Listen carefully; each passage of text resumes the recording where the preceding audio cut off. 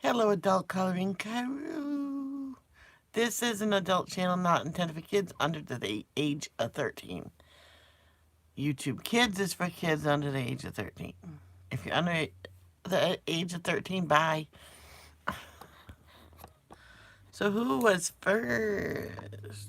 Izzy was first and then Arnie. Arnie, you gotta be first.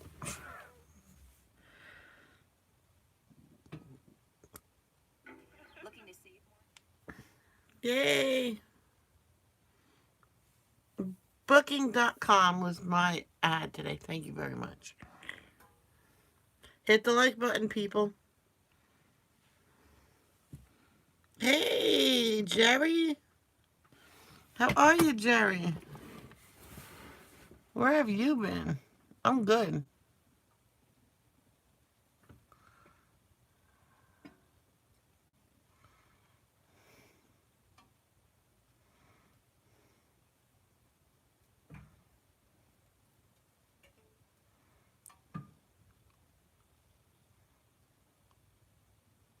Hey, Leon. How are you?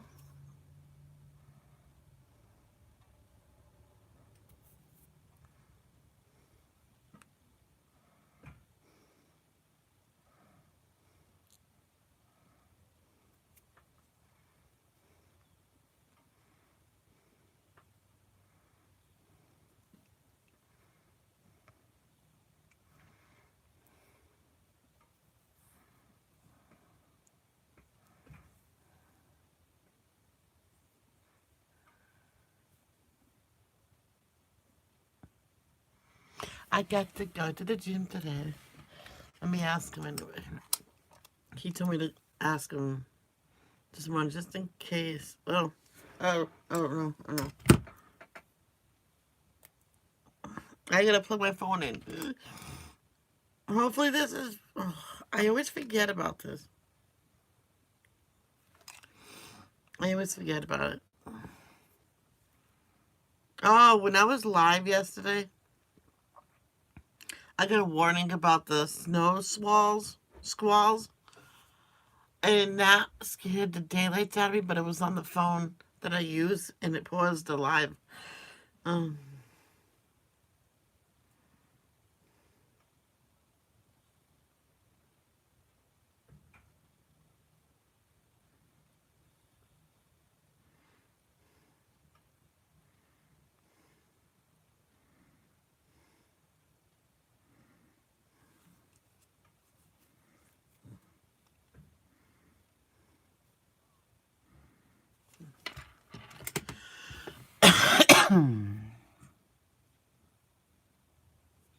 oh, yeah. I got a gift from Kim waiting for me to open next Wednesday. Yeah, I want to open it now. She's supposed to send me two more, but I think they're going to be delayed, so.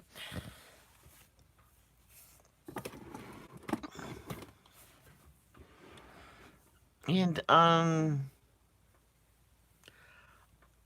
I just want to say thank you to Jerry for the times you did donate because, was it you in, I think it was you in, Cajun that was,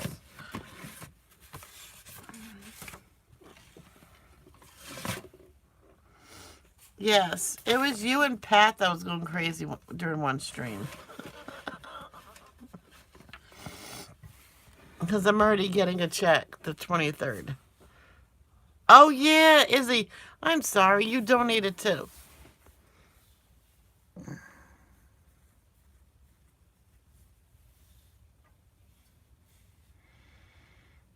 That was so funny. Izzy, you did do a few dollars. That's fine. Because your money's different than Americans' money. And plus, that's, I take 30% away of it. It's $2 difference. So your money in my country is a couple bucks lower. And then I take 30. So don't worry about it. You do not need to donate, but I'm not going to stop nobody from donating. You want to do it, you do it.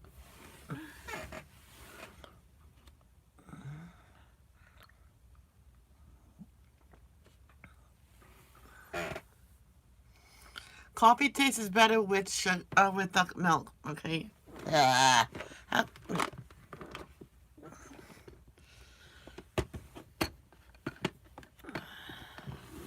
I don't know why I want that right there.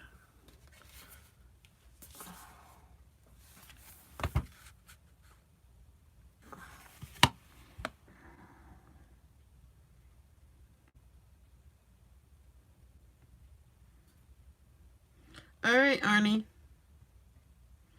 So Jerry, I wanted to thank you for that stream because of you and Pat, I got that check in because I had the $22 in there already. I don't know what from. I think it was from when my payments was being halted because everything was not in check, and then when I got everything situated, um, I think it just kicked in after that because I wasn't getting paid for a while.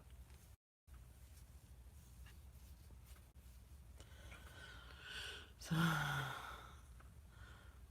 but I can't.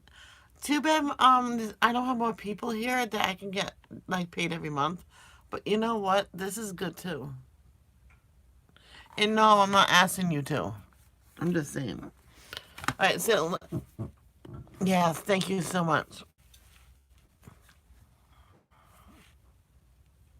Snookums, are you here?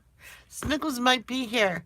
Tell her congratulations on a new baby, a fur baby, a little kitten.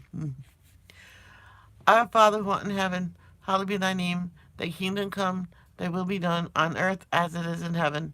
Give us this day daily bread. Forgive us for our trespasses. Forgive those that trespass against us. Lead us not to temptation, but deliver us from evil.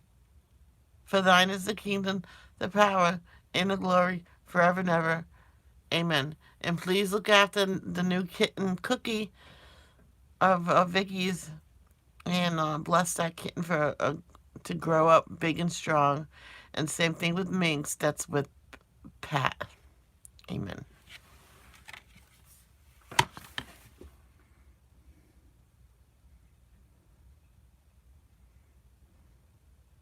She's sleeping.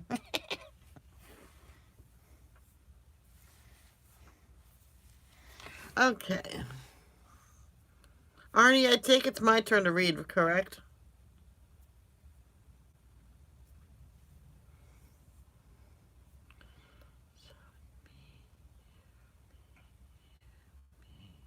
Oh, good. Christmas morning, it's my turn. Yay! I might read the night before Christmas on Christmas Eve. What do you think about that? But I'm getting up early Christmas to do my devotions early. I don't think many people's going to be in them.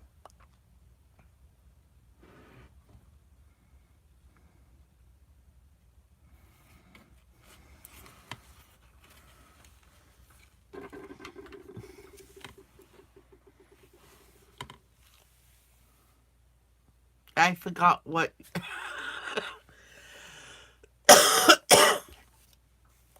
I'll get up early and do the devotions, yeah.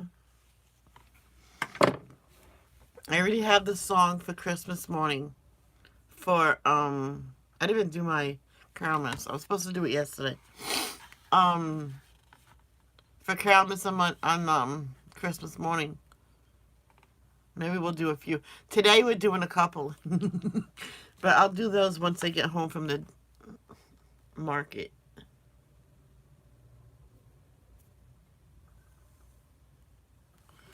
So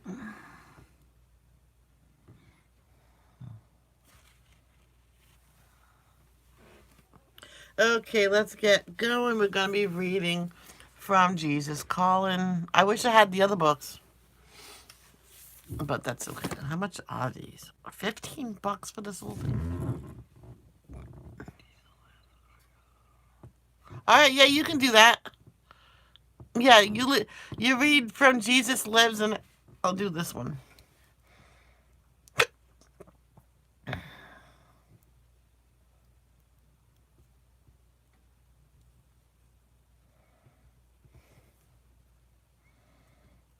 Or I get it. You can do that every day. Do you want to do Jesus Lives every day until I get the book?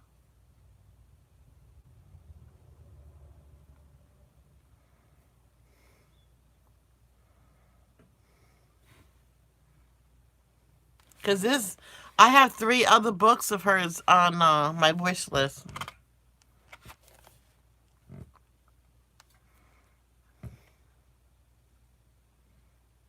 Whatever, yeah, you can do that.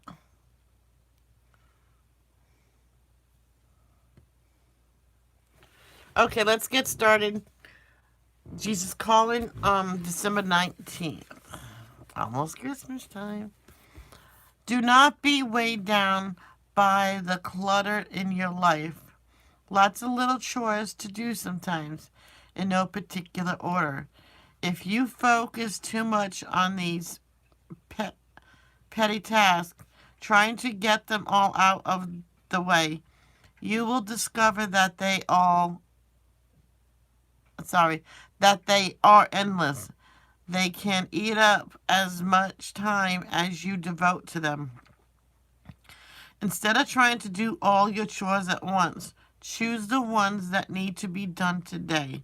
Let the rest slip into the background of your mind so I can be in the forefront of your awareness. Remember that your ultimate goal is living close to me, being responsive to my oh boy, I know this word, I just can't get it out. Initiative. I'm gonna type it in here. Maybe somebody can. Where's the word? Oh boy, I lost the word now. Oh, INIT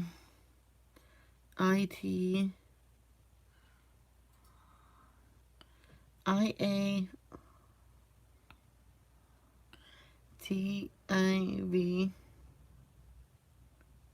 Alright, it's that word.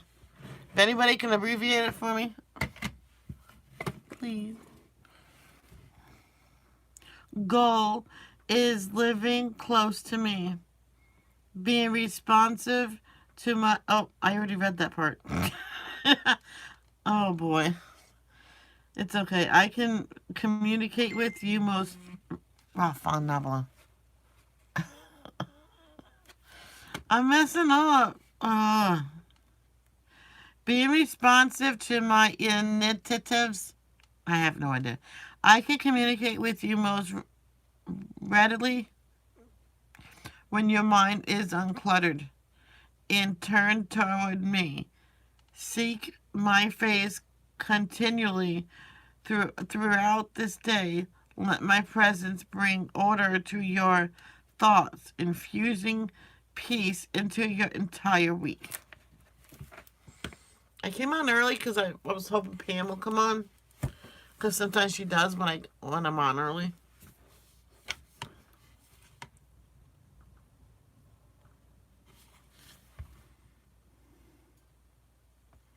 Am I really? Oh wow, initiative.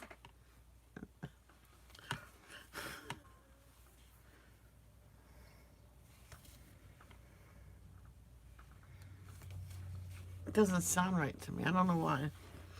Okay, we're going to be reading Proverbs chapter 16, verse 3, and Matthew chapter 6, verse 33. Oh, I'm losing people. I'm down to 2, and I'm one of them. Am I that boring? Okay, Proverbs. Proverbs chapter 16, verse 3.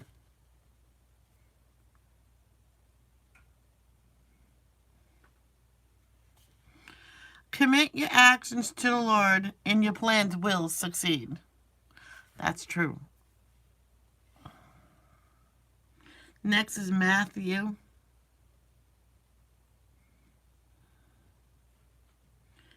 Chapter 6, verse 33. Ooh. Seek the kingdom of God above all else and live righteously, and he will give you everything you need. Yes. That's it for now, for Jesus Calling.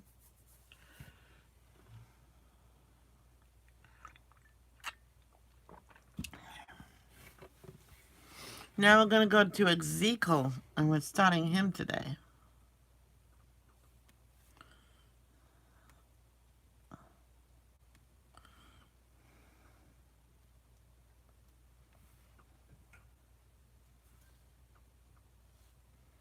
Oh, okay. There's a check mark I never noticed before, and you just click that and it goes straight to the book. Oh. I wonder how long that's been there. Okay, let's listen to Ezekiel chapter 1. The Book of Ezekiel, chapter 1. A vision of living beings. On July 31 of my 30th year, while I was with the Judean exiles beside the Kebar River in Babylon, the heavens were opened, and I saw visions of God. This happened during the 5th year of King Jehoiakim. The Book of Ezekiel, chapter 1. A vision of living beings. On July 31 of my 30th year, while I was with the Judean exiles beside the Kebar River in Babylon, the heavens were opened, and I saw visions of God. This happened during the 5th year of King Jehoiakim's captivity. The Lord gave this message to Ezekiel, son of Buzi, a priest, beside the Kebar River in the land of the Babylonians, and he felt the hand of the Lord take hold of him. As I looked, I saw a great storm coming from the north, driving before it a huge cloud that flashed with lightning and shone with brilliant light. There was fire inside the cloud, and in the middle of the fire glowed something like gleaming amber. From the center of the cloud came 4 living beings that looked human, except that each had 4 faces and 4 wings. Their legs were straight, and their feet had hooves like those of a calf, and shone like burnished bronze. Under each of their 4 wings I could see human hands. So each of the 4 beings had 4 faces and 4 wings. The wings of each living being touched the wings of the beings beside it. Each one moved straight forward in any direction without turning around. Each had a human face in the front, the face of a lion on the right side, the face of an ox on the left side, and the face of an eagle at the back. Each had 2 pairs of outstretched wings. One pair stretched out to touch the wings of the living beings on either side of it, and the other pair covered its body. They went in whatever direction the Spirit chose, and they moved straight forward in any direction without turning around. The living beings looked like bright coals of fire or brilliant torches, and lightning seemed to flash back and forth among them, and the living beings darted to and fro like flashes of lightning. As I looked at these beings, I saw 4 wheels touching the ground beside them, 1 wheel belonging to each. The wheels sparkled as if made of beryl. All 4 wheels looked alike and were made the same. Each wheel had a second wheel turning crosswise within it. The beings could move in any of the 4 directions they faced, without turning as they moved. The rims of the 4 wheels were tall and frightening, and they were covered with eyes all around. When the living beings moved, the wheels moved with them. When they flew upward, the wheels went up too. The spirit of the living beings was in the wheels, so wherever the spirit went, the wheels and the living beings also went. When the beings moved, the wheels moved. When the beings stopped, the wheels stopped. When the beings flew upward, the wheels rose up, for the spirit of the living beings was in the wheels. Spread out above them was a surface like the sky, glittering like crystal. Beneath this surface, the wings of each living being stretched out to touch the other's wings, and each had 2 wings covering its body. As they flew, their wings sounded to me like waves crashing against the shore, or like the voice of the Almighty, or like the shouting of a mighty army. When they stopped, they let down their wings. As they stood with wings lowered, a voice spoke from beyond the crystal surface above them. Above this surface was something that looked like a throne made of blue lapis lazuli. and on this throne high above was a figure whose appearance resembled a man. From what appeared to be his waist up, he looked like gleaming amber, flickering like a fire, and from his waist down he looked like a burning flame, shining with splendor. All around him was a glowing halo, like a rainbow shining in the clouds on a rainy day. This is what the glory of the Lord looked like to me. When I saw it, I fell face down on the ground, and I heard someone's voice speaking to me. Hey, Jim, yay. Chapter 2. Ezekiel's Call and Commission. How many people? Stand Oh, up, 5 son of people man, said. said the voice. I want to speak with you. The Spirit came into me as he spoke, and he set me on my feet. I listened carefully to his words. Son of man, he said, I am sending you to the nation of Israel, a rebellious nation that has rebelled against me. They and their ancestors have been rebelling against me to this very day. They are a stubborn and hard-hearted people. But I am sending you to say to them, this is what the Sovereign Lord says. And whether they listen or refuse to listen, for remember, they are rebels, at least they will know they have had a prophet among them. Son of man, do not fear them or their words. Don't be afraid, even though their threats surround you like nettles and briars and stinging scorpions. Do not be dismayed by their dark scowls, even though they are rebels. You must give them my messages, whether they listen or not. But they won't listen, for they are completely rebellious. Son of man, listen to what I say to you. Do not join them in their rebellion.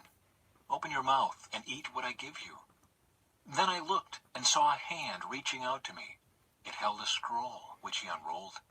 And I saw that both sides were covered with funeral songs, words of sorrow, and pronouncements of doom. Chapter 3.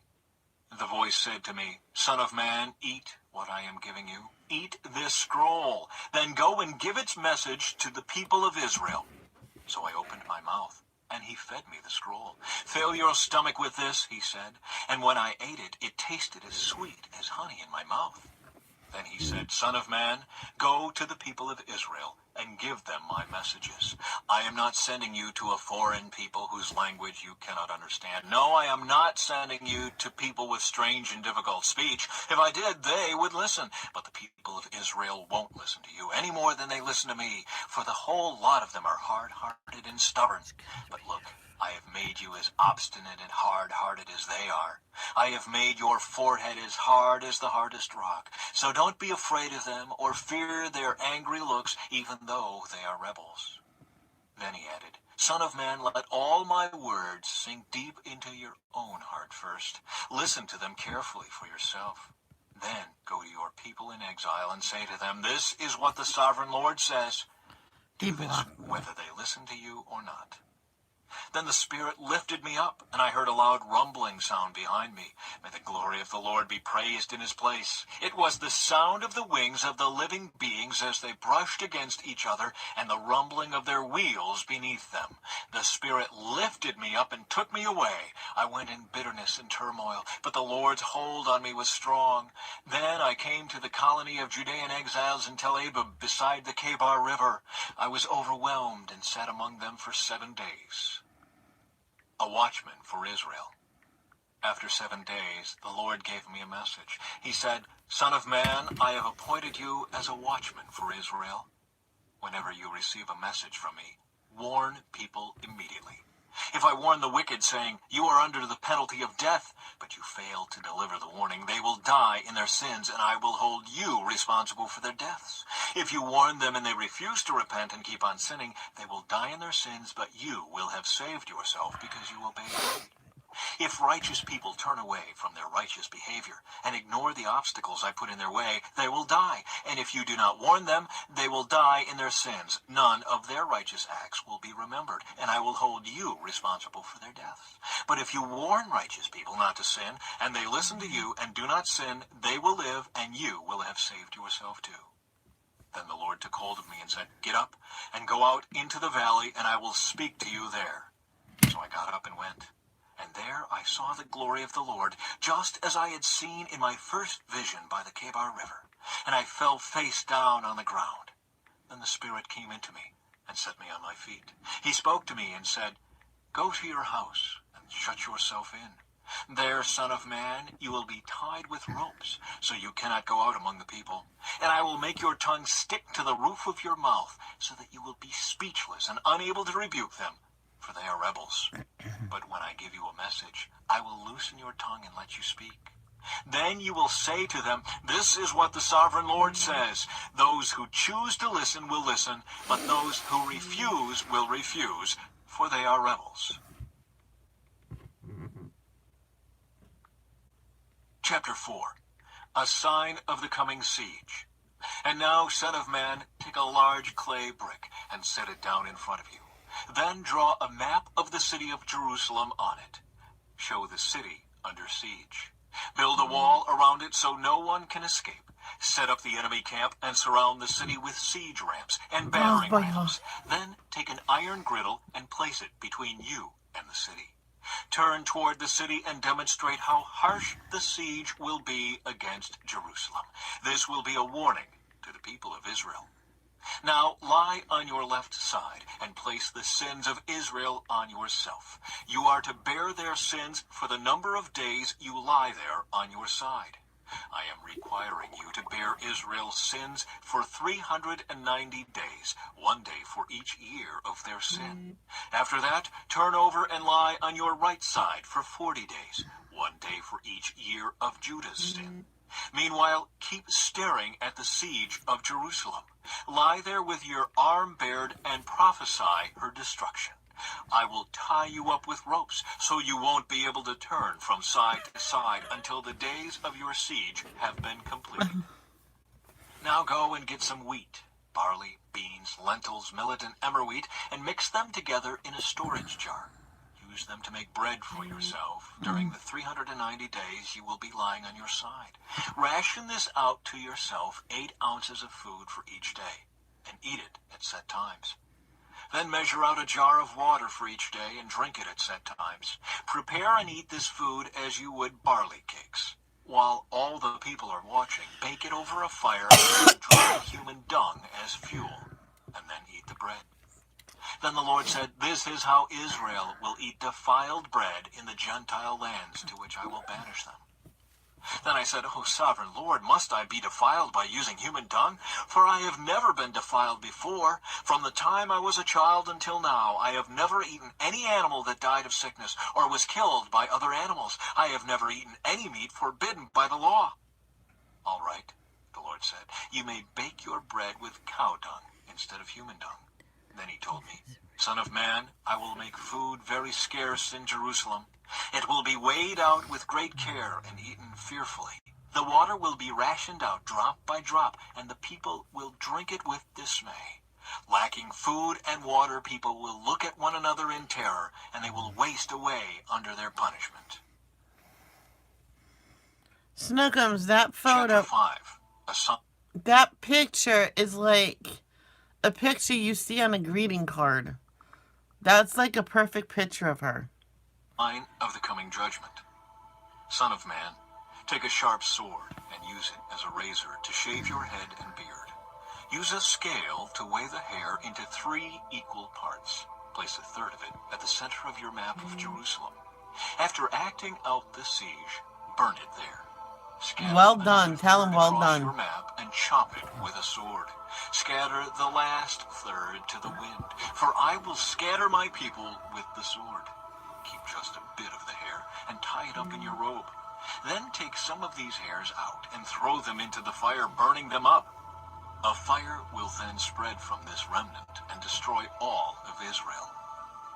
This is what the sovereign Lord says. This is an illustration of what will happen to Jerusalem. I placed her at the center of the nations, but she has rebelled against my regulations and decrees and has been even more wicked than the surrounding nations. She has refused to obey the regulations and decrees I gave her to follow. Therefore, this is what the sovereign Lord says. You people have behaved worse than your neighbors and have refused to obey my decrees and regulations. You have not even lived up to the standards of the nations around you. Therefore, I myself, the sovereign Lord, am now your enemy. I will punish you publicly while all the nations watch. because of your detestable idols. I will punish you like I have never punished anyone before or ever will again. Parents will eat their own children, and children will eat their parents. I will punish you Ew. and scatter to the winds the few who survive. Sorry. As surely as I live, says the sovereign Lord, I will cut you off completely. I will show you no pity at all because you have defiled my temple with your vile images and detestable sins. A third of your people will die in the city from disease and famine. A third of them will be slaughtered by the enemy outside the city walls, and I will scatter a third to the winds, chasing them with my sword. Then at last my anger will be spent, and I will be satisfied. And when my fury against them has subsided, all Israel will know that I, the Lord, have spoken to them in my jealous anger. So I will turn you into a ruin, a mockery in the eyes of the surrounding nations and to all who pass by. You will become an object of mockery and taunting and horror. You will be a warning to all the nations around you. They will see what happens when the Lord punishes a nation in anger and rebukes it, says the Lord. I will shower Hey, you with the Angela, deadly sorry. arrows of famine to destroy you. The famine will become more and more severe until every crumb of food is gone. Along with the famine, wild animals will attack you and rob you of your children. Disease and war will stalk your land, and I will bring the sword of the enemy against you. I, the Lord, have spoken. I have spoken.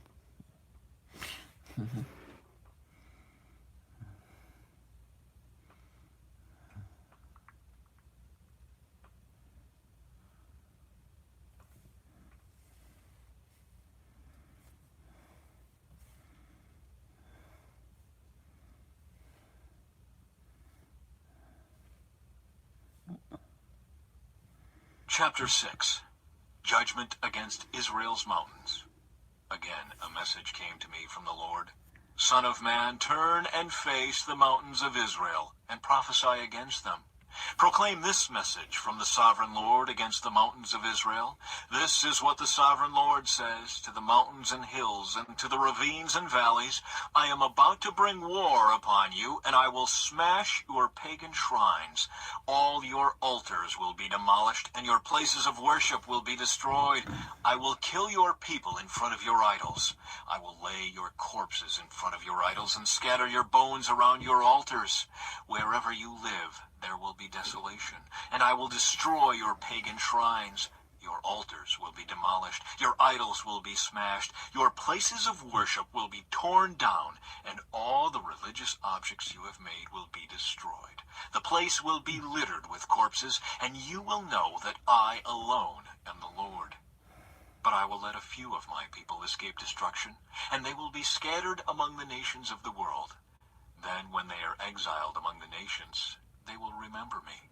They will recognize how hurt I am by their unfaithful hearts and lustful eyes that long for their idols.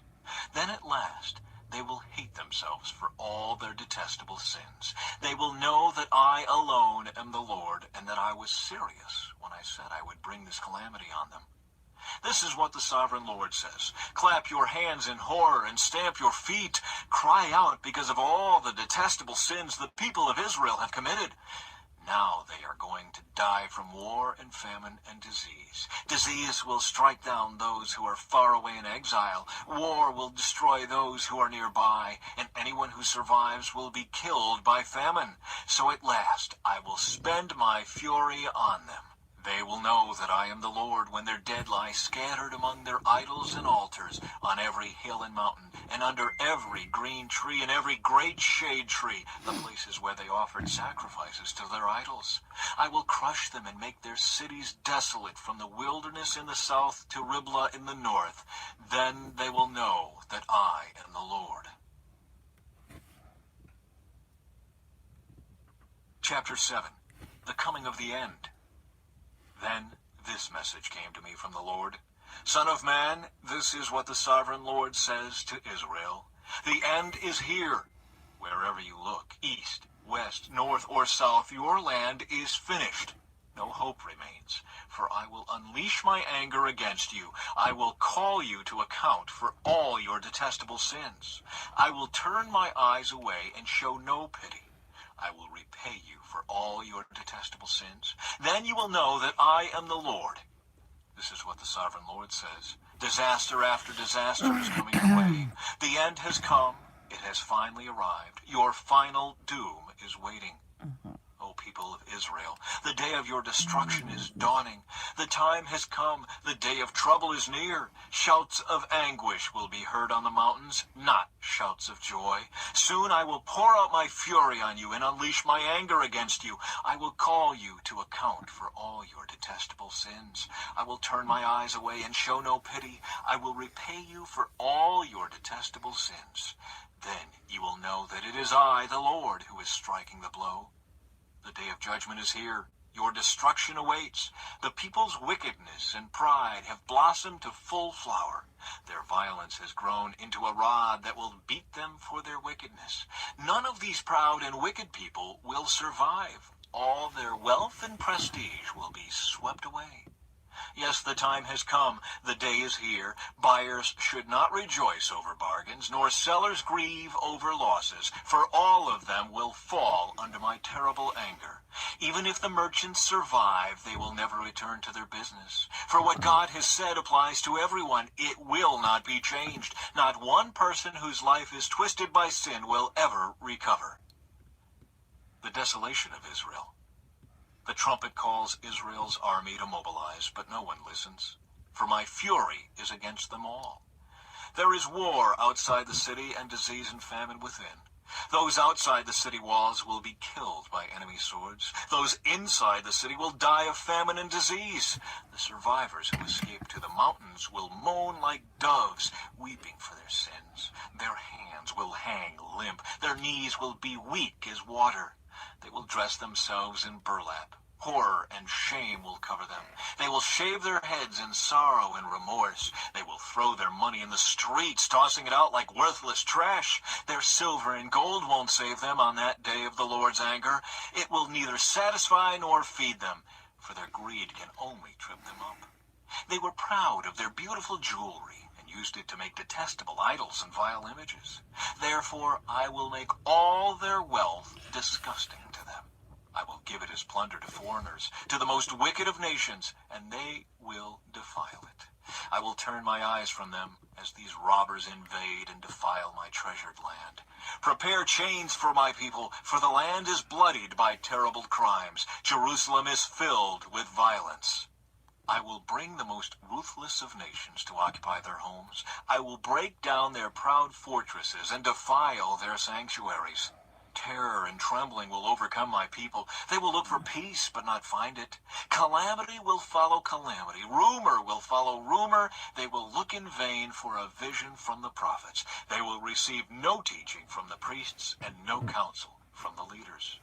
The king and the prince will stand helpless, weeping in despair, and the people's hands will tremble with fear. I will bring on them the evil they have done to others, and they will receive the punishment they so richly deserve.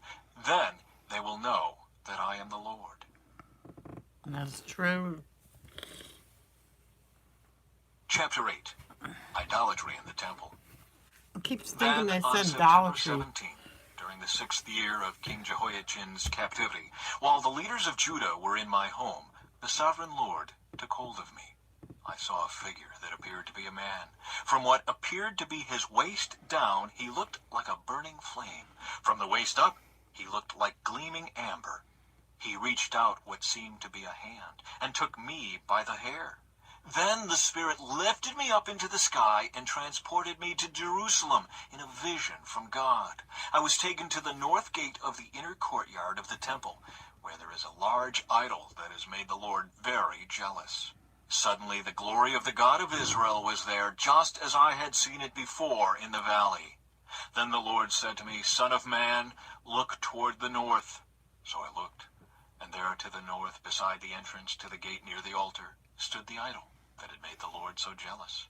Son of man, he said, do you see what they are doing? Do you see the detestable sins the people of Israel are committing to drive me from my temple? But come, and you will see even more detestable sins than these. Then he brought me to the door of the temple courtyard, where I could see a hole in the wall. He said to me, Now, son of man, dig into the wall. So I dug into the wall and found a hidden doorway. Go in, he said, and see the wicked and detestable sins they are committing in there. So I went in and saw the walls engraved with all kinds of crawling animals and detestable creatures. I also saw the various idols worshipped by the people of Israel. 70 leaders of Israel were standing there with Jaazaniah, son of Shaphan, in the center. Each of them held an incense burner, from which a cloud of incense rose above their heads.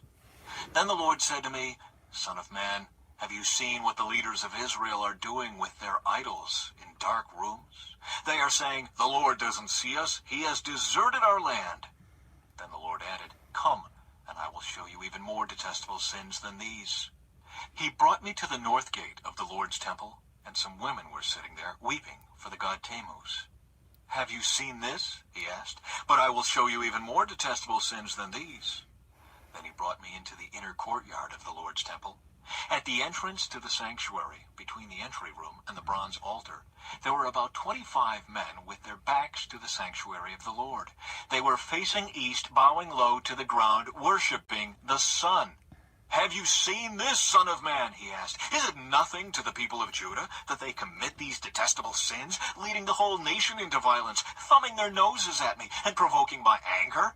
Therefore I will respond in fury. I will neither pity nor spare them, and though they cry for mercy, I will not listen. Chapter 9. The Slaughter of Idolaters. Then the Lord thundered, Bring on the men appointed to punish the city. Tell them to bring their weapons with them. 6 men soon appeared from the upper gate that faces north, each carrying a deadly weapon in his hand. With them was a man dressed in linen, who carried a writer's case at his side. They all went into the temple courtyard and stood beside the bronze altar. Then the glory of the God of Israel rose up from between the cherubim, where it had rested, and moved to the entrance of the temple. And the Lord called to the man dressed in linen, who was carrying the writer's case. He said to him, Walk through the streets of Jerusalem, and put a mark on the foreheads of all who weep and sigh, because of the detestable sins being committed in their city. Then I heard the Lord say to the other men, Follow him through the city, and kill everyone whose forehead is not marked. Show no mercy, have no pity. Kill them all, old and young, girls and women and little children. But do not touch anyone with the mark. Begin right here at the temple. So they began by killing the 70 leaders. Defile the temple, the Lord commanded. Fill its courtyards with corpses. Go! So they went and began killing throughout the city. While they were out killing, I was all alone. I fell face down on the ground and cried out, O sovereign Lord, will your fury against Jerusalem wipe out everyone left in Israel? Then he said to me, The sins of the people of Israel and Judah are very, very great. The entire land is full of murder. The city is filled with injustice. They are saying, The Lord doesn't see it. The Lord has abandoned the land. So I will not spare them or have any pity on them. I will fully repay them for all they have done. Then the man in linen clothing who carried the writer's case reported back. Hi, Alicia. I have done as you commanded. Did you watch the Daily Bumps? Chapter 10. The Lord's glory leaves the temple. In my vision, I saw what So you seen that Ollie lost his first tooth? appeared to be a throne of blue lapis lazuli above the crystal surface over the heads of the cherubim. Then the Lord spoke to the man in linen clothing and said, Go between the whirling wheels beneath the cherubim and take a handful of burning coals and scatter them over the city. He did this as I watched. The cherubim were standing at the south end of the temple when the man went in, and the cloud of glory filled the inner courtyard. Then the glory of the Lord rose up from above the cherubim and went over to the door of the temple. The temple was filled with this cloud of glory, and the courtyard glowed brightly with the glory of the Lord. The moving wings of the cherubim sounded like the voice of God Almighty and could be heard even in the outer courtyard. The Lord said to the man in linen clothing, Go between the cherubim and take some burning coals from between the wheels. So the man went in and stood beside one of the wheels. Then one of the cherubim reached out his hand and took some live coals from the fire burning among them. He put the coals into the hands of the man in linen Me clothing, too. and the man took them and went out. All the cherubim had what looked like human hands under their wings. I looked, and each of the 4 cherubim had a wheel beside him, and the wheels sparkled like beryl. All 4 wheels... I forgot to say, this is the last one. I don't do no more than 10. Unless it's Psalms, and some of it's is only 2 chapters long. looked alike and were made the same. I Each mean, wheel had a second 2 verses long. wheel turning crosswise within it. The cherubim could move in any of the 4 directions they faced without turning as they moved. They went straight in the direction they faced, never turning aside. Both the cherubim and the wheels were They're trying. I bet they will. Maybe they'll have a girl. Maybe they'll have twin girls. covered with eyes. The cherubim had eyes all over their bodies, including their hands, their backs, and their wings. I heard someone refer to the wheels as the whirling wheels. Each of the 4 cherubim had 4 faces. The first was the face of an ox. The second was a human face. The third was the face of a lion, and the 4th was the face of an eagle. Then the cherubim rose upward. These were the same living beings I had seen beside the Kebar River. When the cherubim moved, the wheels moved with them. When they lifted their wings to fly, the wheels stayed beside them. When the cherubim stopped, the wheels stopped. When they flew upward, the wheels rose up, for the spirit of the living beings was in the wheels. Then the glory of the Lord moved out from the door of the temple and hovered above the cherubim. And as I watched, the cherubim flew with their wheels to the east gate of the Lord's temple, and the glory of the God of Israel hovered above them. These were the same living beings I had seen beneath the God of Israel when I was by the Kebar River. I knew they were... I know. And Finn is 4 years old, and she says she might have waited a little too long to have the next baby. Because I remember when he was, what? How old was he? And she says, I'm taking 1 year off, and then the following year I'll get pregnant. And, oh, you remember? Yeah, I think it was 2, and I think he was 1.5 when she said this. Says, I'm going to wait another year, and then we'll have a baby. And they never did it. cherubim, for each had 4 faces and 4 wings, and what looked like human hands under their wings. And their faces were just like the faces of the beings I had seen at the Kebar. He was too. And they traveled straight ahead, just as the others had. And that is it for today. I don't know when I'm going to be live again. I might do my Carolmas now before I get dressed. I got 2 songs to sing. And love, don't judge. Peace out. I'm back. Wait a minute. I want to leave something just in case Pam watches this. Pam, contact me if you can, because I can't contact you know who. Love, don't judge. Peace out.